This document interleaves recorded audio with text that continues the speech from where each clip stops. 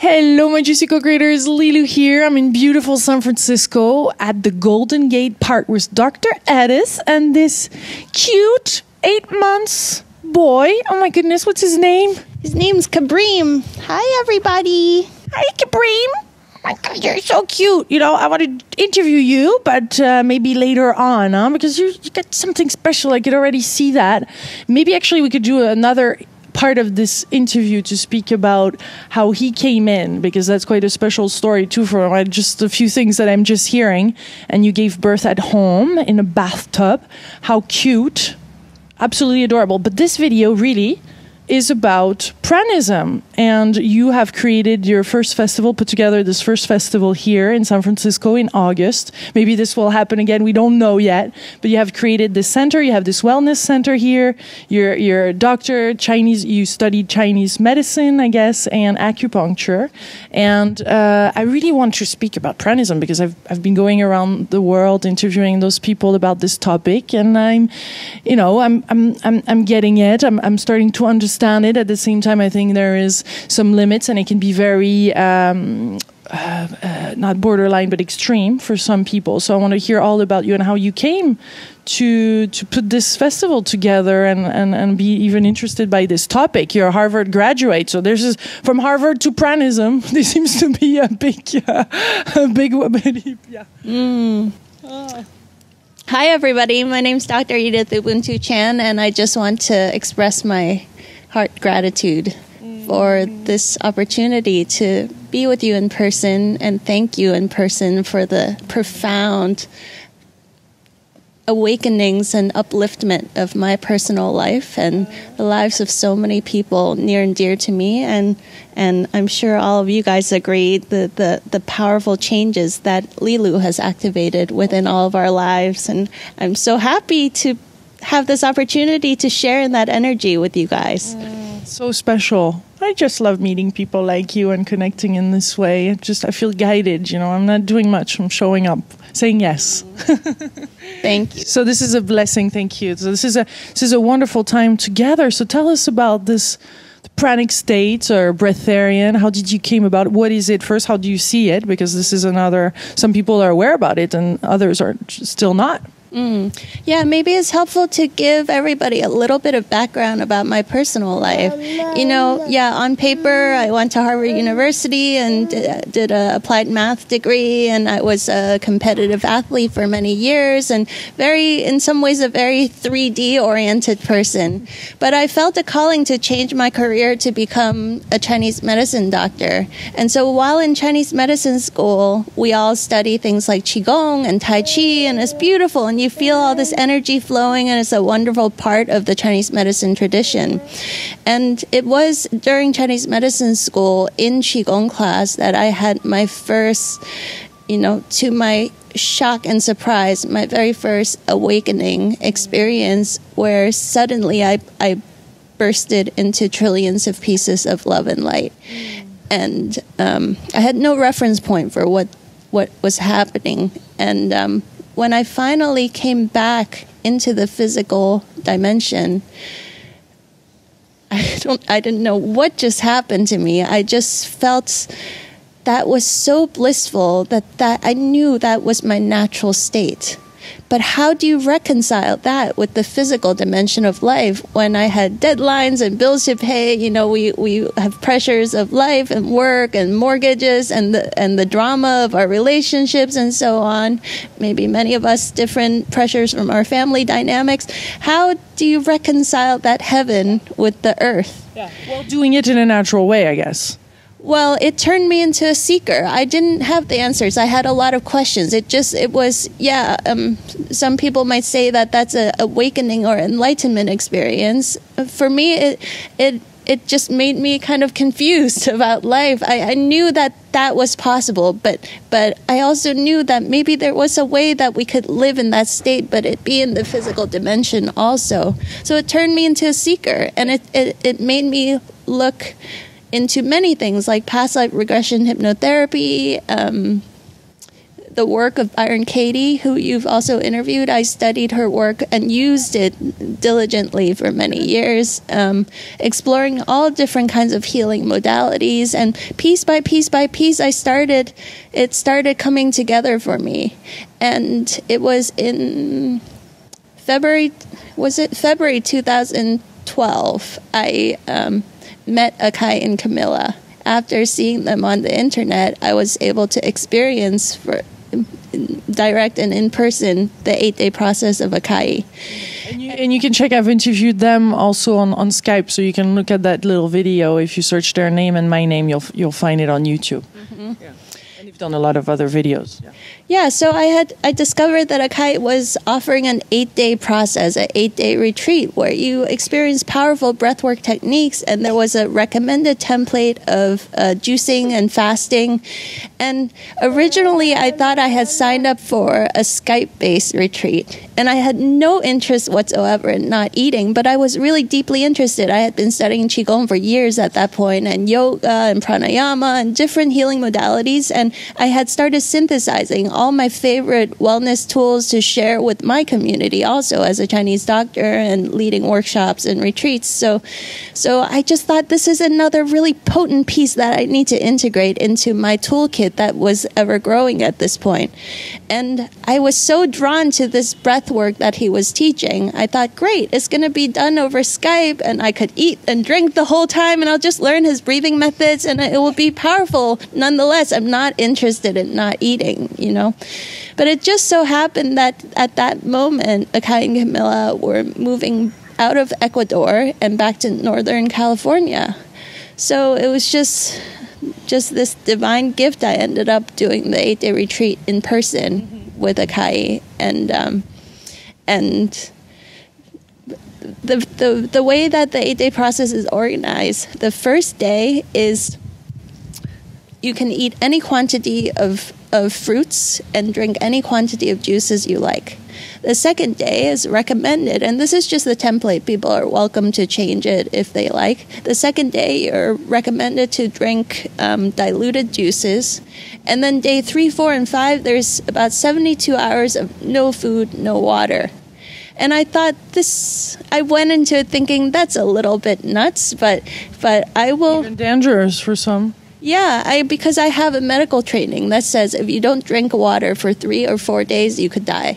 That's the limit that I was told and I was taught and I believed in.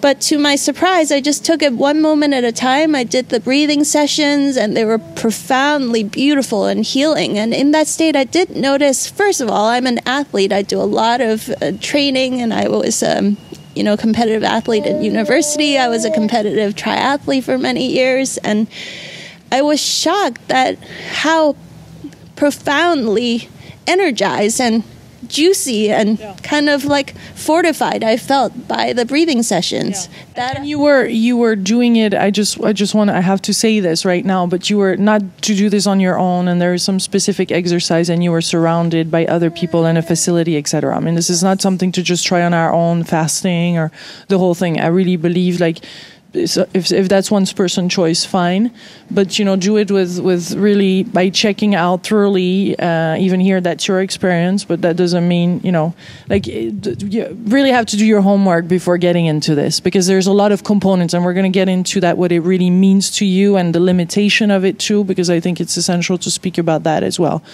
So Yeah. So to my surprise, as I was experiencing these breathing sessions, I noticed that I didn't have hunger or thirst. And so I thought, okay, I just take it one moment at a time. I'm not hungry or thirsty, so I don't eat or drink right now, but maybe if I go another day, I'm going to get really thirsty. And I'm in civilization. There's running water. There's fruits and there's markets everywhere within walking distance. It wasn't a day. You're not locked in. Right. And of course, I love my body. I'm devoted my life to holistic health, and I'm going to do whatever it is to keep it healthy. But the truth of the matter is 72 hours came and went, and I didn't have hunger or thirst. And it blew my mind. Yeah. And it blew your mind in which way? Like as to what the body is capable of, how this universe is built, what is even real? Yeah, so many dimensions to that, but most of all that I was told something was impossible, and here I was proving to myself with my own direct experience that that's not true. That the medical textbooks lied to us about what is possible for the human physiology. And I discovered that under a certain set of circumstances, in a state of meditation, that this is possible, that I can go for a chunk of days without food or water, where in the past I thought you have to eat 3 meals a day and you have to burn certain number of calories and sustain yourself in the way that conventional medicine taught us. I discovered that that was not true for me in that moment.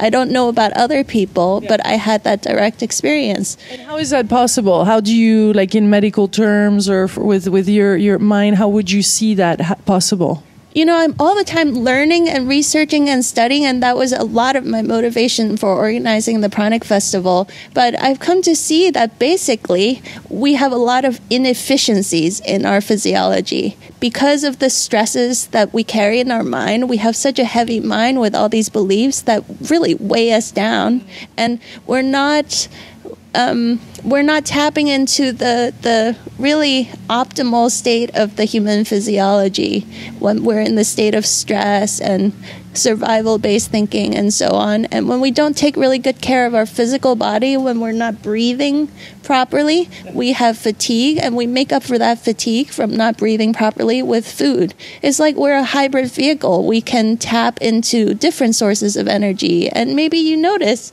I like the hybrid thing. Yeah, maybe you notice if you're not sleeping enough, you are more run down and you have more food cravings. You know, it's like all of these aspects of life, how we take care of ourselves holistically, all weave together to create the physiology of the body. And so when we're really nourishing ourselves with a career that's meaningful, with company that we love, with a lifestyle that is harmonious, you might notice that you have less and less hunger just from having a more harmonious lifestyle. So I think dealing with the emotions in a different way than eating. Yeah, that's another one. Yeah, actually, if there's time, I'd love to tell a little story about my 8-day process experience. There's one specific breathing session that Akai shares that is for reprogramming uncomfortable memories that we hold in our physiology, in our neurocellular network. And there was this particular session in the middle of those dry fasting days, and I was blowing my own mind, no food, no water, and just feeling great. And suddenly, we're doing this breathing session, and this memory pops up of my childhood that was very uncomfortable. And in that moment... You were born in Hong Kong, huh? I was born and raised in Hong Kong until I was about 11. We came to the United States. In that moment of re-experiencing that memory, it was a memory where my mother and father were fighting at home, and I was a spicy firecracker of a kid, and I said, "No, that's it. You guys are crazy. I was like a cartoon character. I was about to put all my belongings on a stick and carry it on my shoulder and run away to Grandpa's house. But in the heat of that moment with my family in that pressure cooker state, when I re-experienced that memory, suddenly the hunger came up. Specifically, what happened was, the memory was that my father said, "Don't you dare go to Grandpa's house." Now I have a reframe of what actually happened. But the memory that as a child that got integrated into my physiology, which isn't really what happened, but it was how I experienced the experience.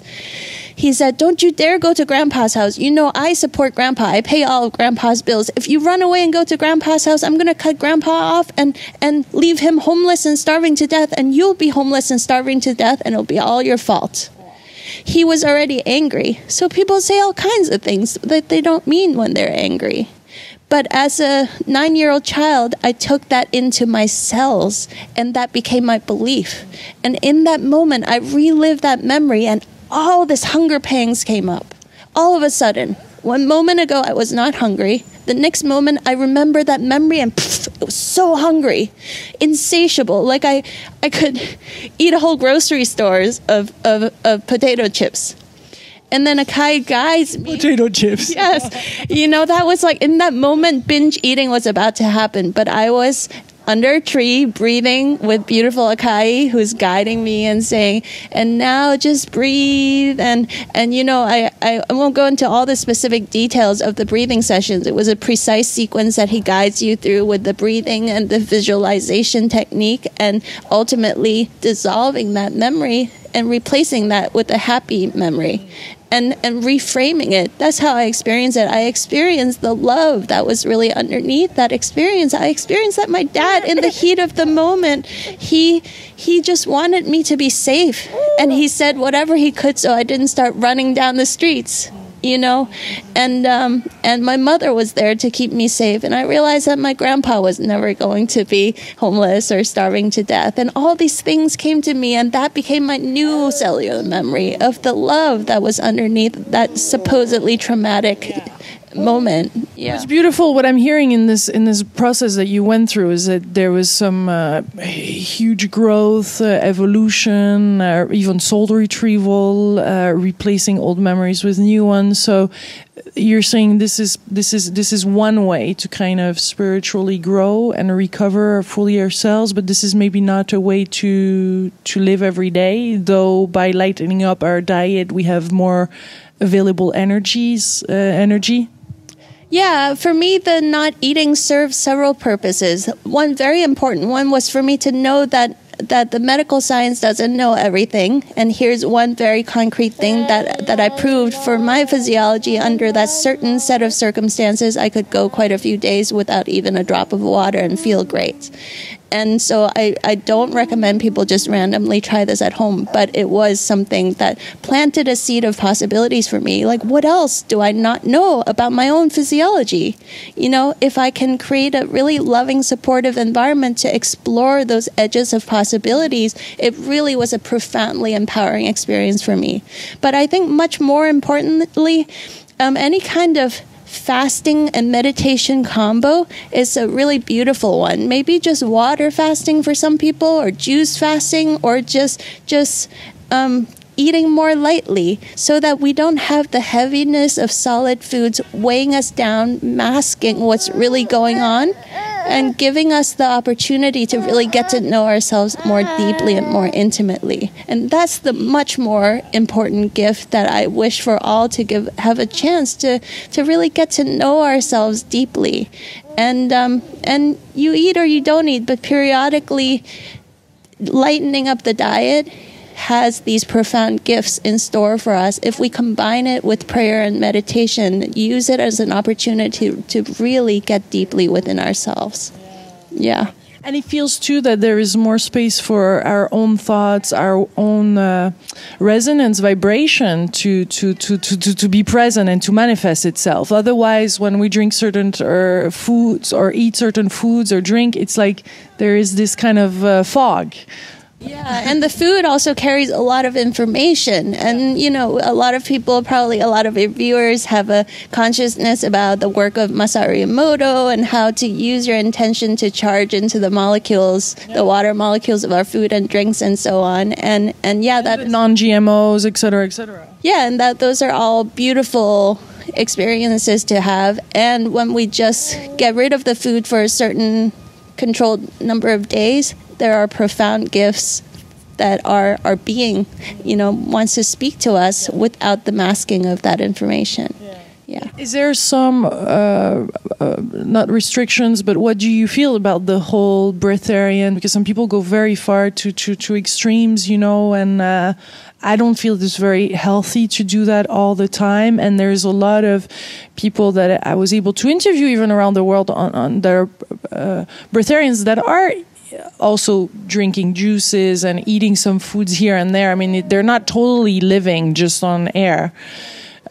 So there's a bit of, it seems we need to be very, very careful as to who we're going to work with if we choose that direction. And also, it seems to also require a very high level of consciousness and to be extremely responsible for what we put out in the world and how we speak about it and who we choose to work with. I just remember these interviews that I never aired with some breatharians that I just had the signal and the sign from the universe that this was not good to continue doing this interview or to air it. So what's your take on this?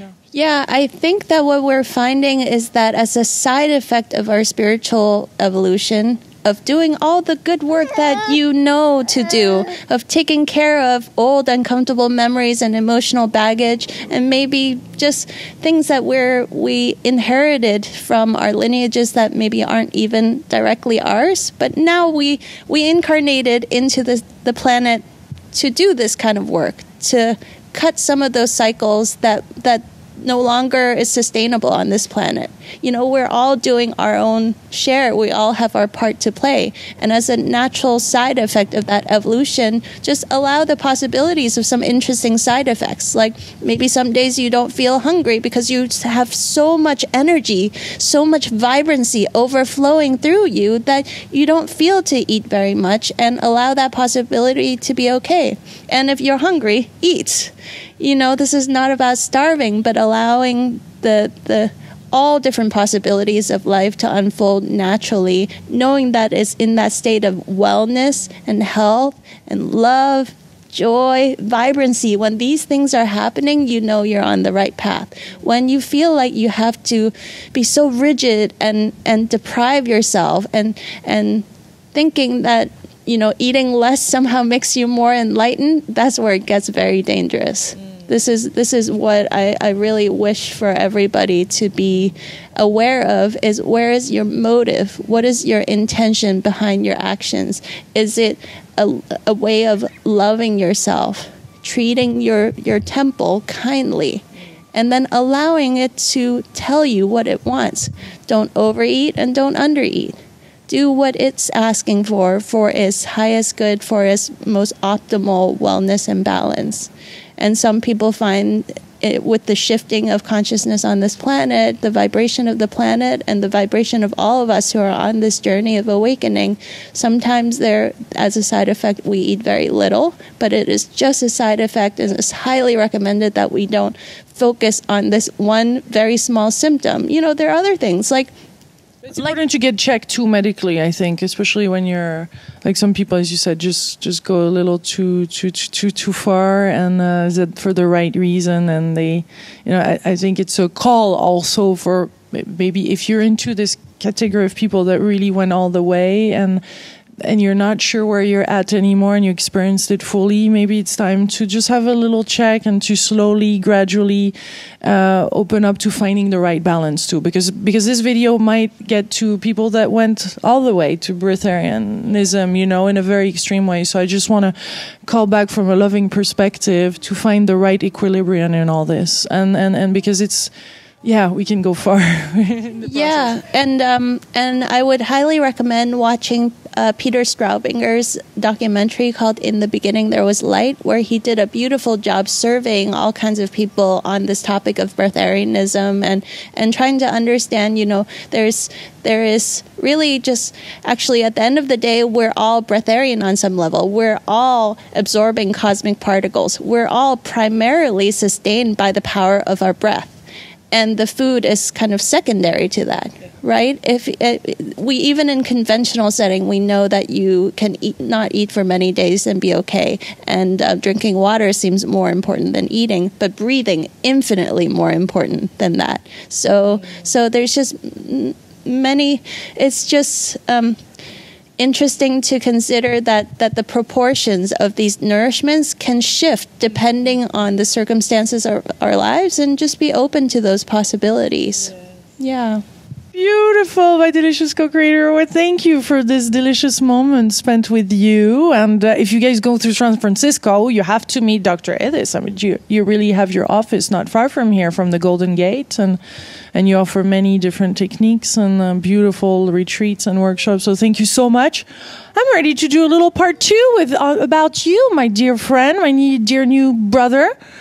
Let's do that. Okay. Sending you much, much love from beautiful, delicious San Francisco. Bye-bye. Bye-bye.